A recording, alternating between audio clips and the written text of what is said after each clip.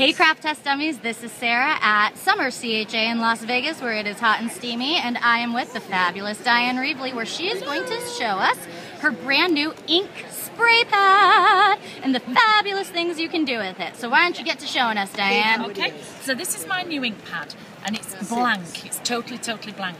Don't be misled by the label. The labels are all red, but the ink pad is totally blank because I wanted a really mottled look when you stamp, and we tried to make ink pads, but they just bled together. So we've got one now that you can just make your own. You can see I've got some done here. That's got orange, pink and red.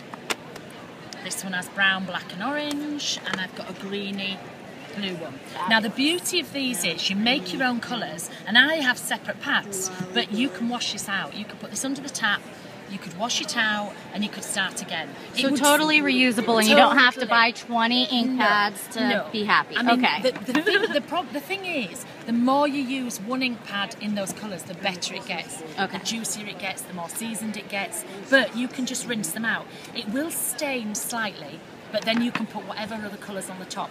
So every time you come to use this, you would just re-ink in those areas. But I'm going to show you one from scratch, because when you first get it, the foam just needs priming a little bit, so I just spritz it with water. Okay.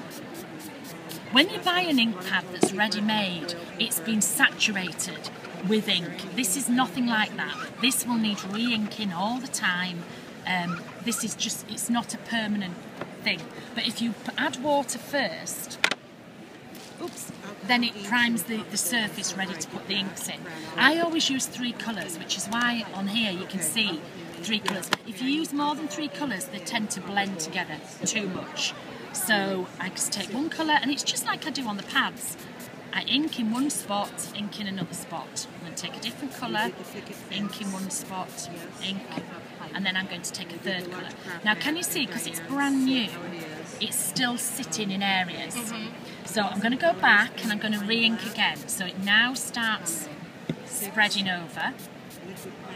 So 2 layers of this spray. To start with, yeah, okay. And then what will happen is, as you go, all your mess on here, you just, you know what I'm like.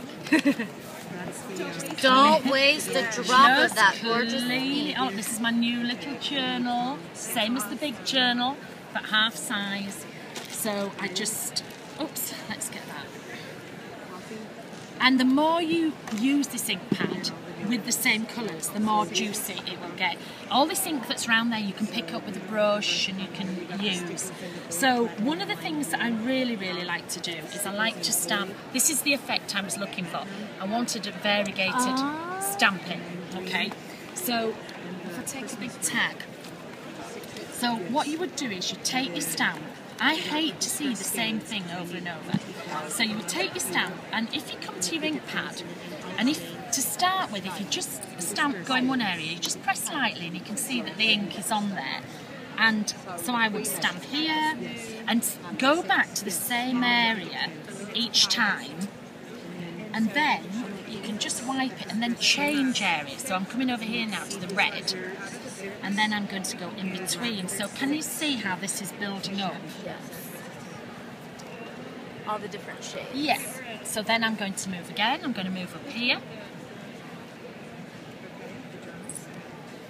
I mean, you can change direction every time, but I just like to and you can see how juicy it is. This is not an everlasting gobstopper though. As you use the ink, you need to re-ink it. Now with this, you can either spritz a little bit on the top, you can leave it as it is, you can spritz a bit on the top and it will start to blend slightly. I like to take a baby wipe as well. So can you see you're just blurring into the background, like so, because I don't like white space. As you've noticed, I like to cover everything. So you can do that really simple, and you get this random. Now people say to me, well, you could spritz some of the ink on here and use your stamp. Yes, you could, but it's always wetter, so it runs. So this is very precision. You can put it exactly where you want it. Another thing that's really nice to do with these is you can just turn it over like this. We can spritz a bit, because I am aware that some people don't like my bright colours. I think it's very rude, but I do understand. So you can just swirl through and then you get the variegated colours of this. And a bit like, you know, like Tim's technique, you could dry this. And then you can keep dipping in here, or you could use another tag. It's very rare you see me with a heat gun. I normally throw it to one side and then come back. But to show, so you can see, so you can still get with these colours this effect. I'll just get rid of this. Mop everything up, one side, you end up with a pile. Another nice thing I like to do is I like to take the actual tag itself. If it's a big tag, if it's a really big tag, like my lovely number 12s, you can press here. In fact, I'll do a big tag. Then you can press here. Then you can press here. Let's get some more on the edge. And then baby wipe. Polish it up. Oh, you get kind of a cool stone effect. Yeah, so you can see this stays. Now, everybody's used to seeing me spray and it's just very smooth, but this you get all the different... But when you get ready to do your textures, thank you. All the different textures through, and you can still add a bit more. You know, so you're getting a different look. So if you haven't time to do lots of things on your background, you can just start like this straight away. This could be stamped on top of it, you know, or this could be stamped on top of here. I ink all my edges with it now. So let me do it that way so you can see. So I just take my pads. So you get this variegated look around the edges. Can you see? So you just dink them. And then when not much starts coming out, then you re-ink it. So you take your pink back. I had my pink on there. I thought that was my purple then. Take my red. Purple. There we go, sorry. So you just re-ink and you just start again. You know, and it's seasoned, so if you can keep it with those three colours, it just gets better. Like me, it gets better and better with age. But if not, I'll just show you the little book that I was teaching at CHA. I was only teaching techniques this time, I was back to basics.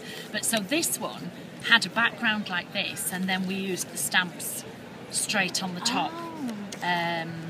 And the same with this one, and you can see, so you get this really nice variegated, but look, all these edges are inked on the pad.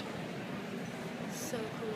So you've already got these. Right. You've already got them. So this is a tool.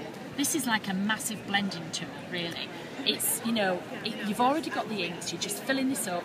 You can either keep it like this forever in those colours, or you just wash it out and you start again. It's fabulous. Thank you so much, Dyan. Pleasure. We are so excited to try out your new ink spray pads at Craft Test Dummies. We will see you later at CHA. Okay, Bye-bye.